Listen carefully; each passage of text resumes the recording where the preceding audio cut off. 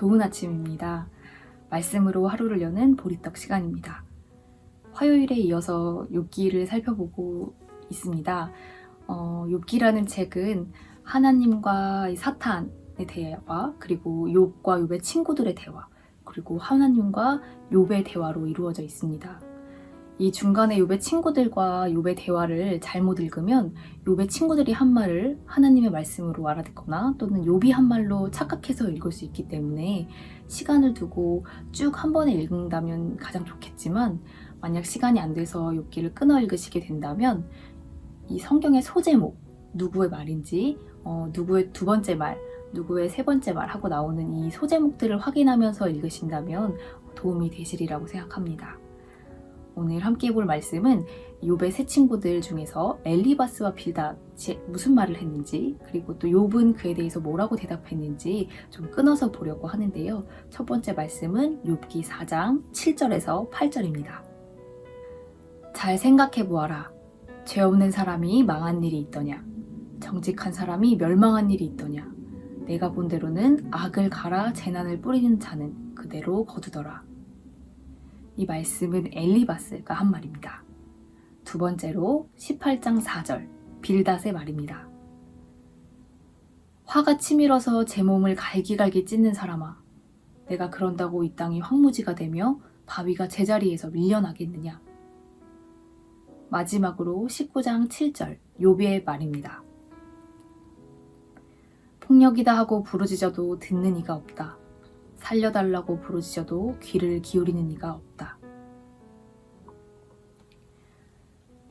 욥의 친구 엘리바스는 욥이 겪는 고난이 욥의 죄 때문이다 라고 말합니다. 고난과 고통은 하나님의 심판이고 욥이 지은 죄에 대한 처벌이라는 말이죠. 고통과 고난을 죄의 결과로 보고 풍요로움과 안락함은 순종과 의로움의 결과로 보는 이 인과응보적인 해석. 이 해석은 당시 당연하게 여겨지던 시대 전반의 사상이었습니다.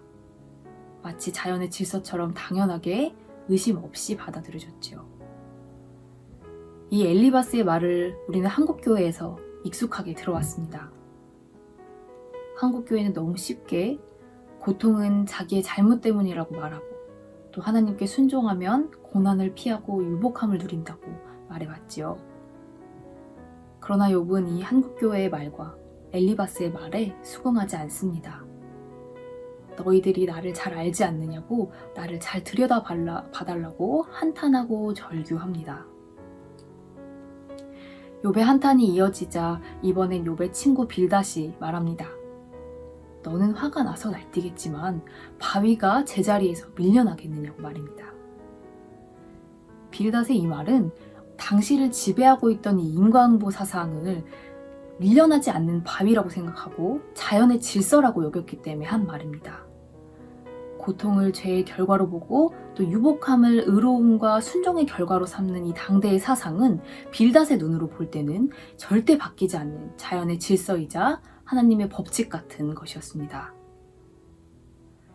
그런 빌닷의 목소리에 욥은 폭력이다라고 외치고 살려달라고 부르짖습니다. 그리고 살려달라고 부르짖어도 귀 기울이는 이가 없다고 울부짖습니다. 욥의 이 울부짖음은 다름이 아니라 변하지 않는 자연 질서처럼 생각하는 이 당대의 사상에 대해서 다시 한번 생각해보라고, 의심해보라고 하는 요청이었습니다. 우리도 욥으로부터 이런 요청을 받고 있습니다. 우리가 자연의 질서라고 생각하는 것들은 무엇이 있을까요? 우리가 이건 절대 변하지 않을 것 같은 하나님의 법칙이라고 생각하는 것들, 또는 이 사회를 굴러가게 하는 어떤 굳건한 법칙들에 대해서 다시 한번 생각해보라고, 다시 한번 의심해보라고 욥기는 우리에게 요청합니다. 우리가 의심하지 않는 사실들, 이 자연의 법칙이라고 여기는 것들 아래서 폭력이라고 부르짖고 살려달라고 울부짖는 사람은 없는지 잘 살피면서 자연의 법칙처럼 여기는 이 시대의 질서들을 우리가 다시 한번 생각해보고 의심해볼 수 있었으면 좋겠습니다. 함께 기도하겠습니다. 하나님, 신음하는 사람들의 소리에 귀 기울여야 그것이 하나님의 이치인지, 하나님의 이치처럼 보이는 거짓 이치인지 알 수 있음을 고백합니다. 권세자들이 영원 불멸한 법칙이라고 하는 것들이 결코 하나님의 법칙은 아니라는 것을 깨달을 수 있도록 우리에게 통찰력을 주시고, 필요하다면 우리 신앙의 근본마저도 의심해 볼 수 있는 용기를 주시옵소서. 의심하며 무너뜨리고 다시 세워가는 과정 가운데 혼란과 괴로움이 많겠지만, 그래도 우리가 하나님 찾기를 포기하지 않을 수 있도록 우리에게 욥과 같은 믿음을 주시옵소서. 하나님이 어디 계시냐고 물으시며 돌아가신 예수님의 이름으로 기도드립니다. 아멘.